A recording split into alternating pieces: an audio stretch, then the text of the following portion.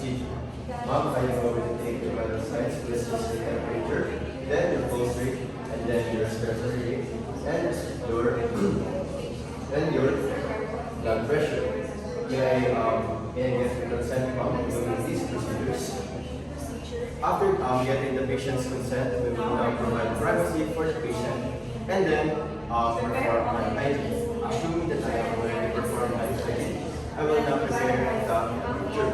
First is to help the patient assume a position of comfort for the oscillatory picture. Are you comfortable with that weight? Then take the thermometer out of its mouth holder. Then turn it on and place it to the patient's arm. May I brush it?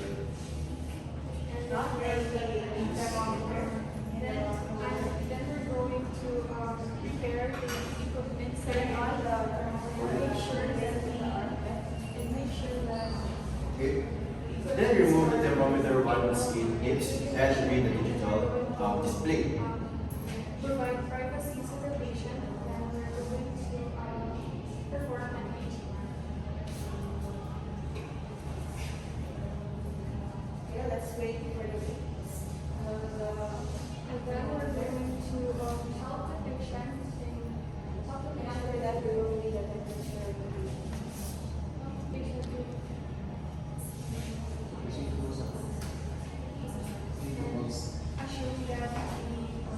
assume that the patient is So now after getting the temperature, we're going to clean the temperature.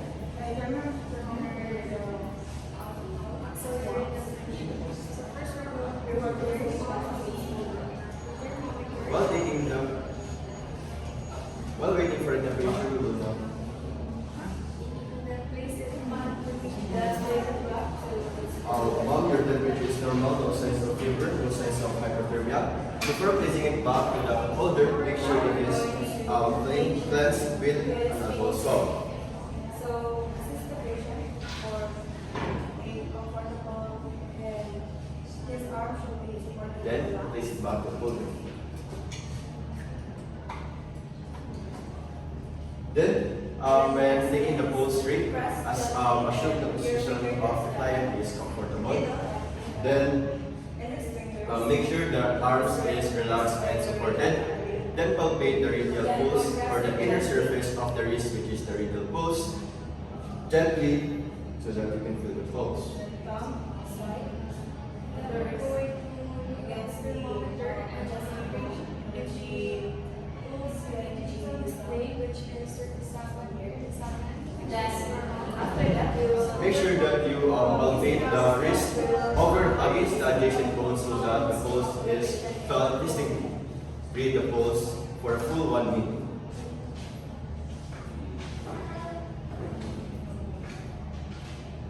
then we're going to place the thermometer on the organ.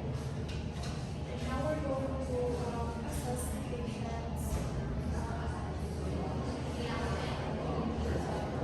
then we're going to position the patient and we're going to position the patient's arms on and check her pulse rate. So using our index finger and middle finger, we're going to check her rate in the radial artery. And then carefully we're going to palpate and we're going to carefully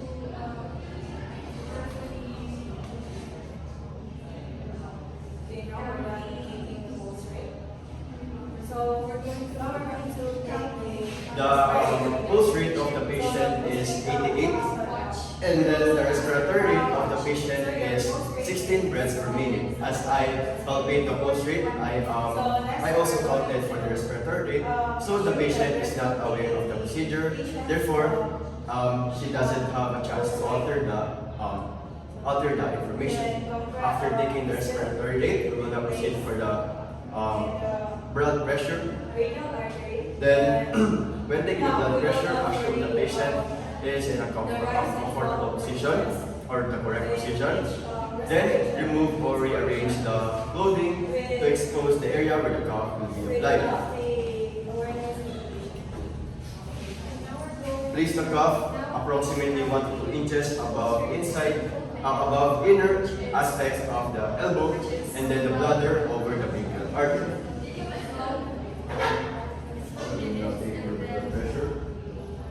We're going to, which is normal, and then we're going to proceed to assess the patient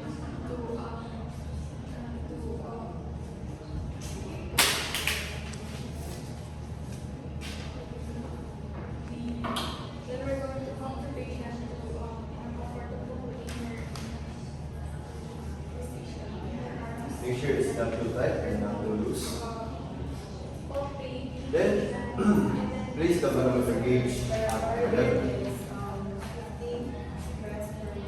Then we're going to count the patient's fall, raise and fall. Then palpate the brachial artery or the radial pulse gently with the fingertips. And then we're going to remove the patient's airway or circulation and Exposing the area where the cuff will be applied. Then after that, it's extend with mouth facing and upwards.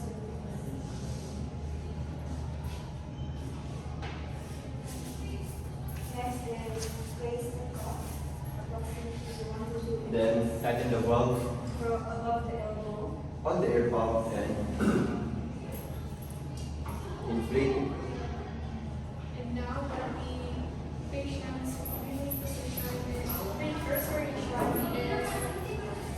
is well, which is normal, and now we're going to proceed to the blood pressure of the patient.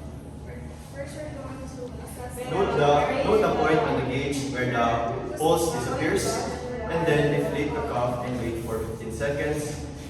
We're going to check Place the stethoscope earpieces on the ears properly. the patient's Then, nose after placing it properly, to expose the area. position the diaphragm firmly but with the less pressure as possible.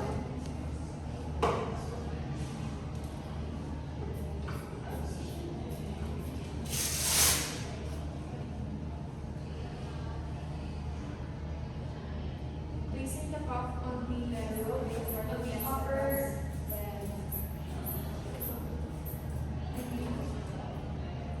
above the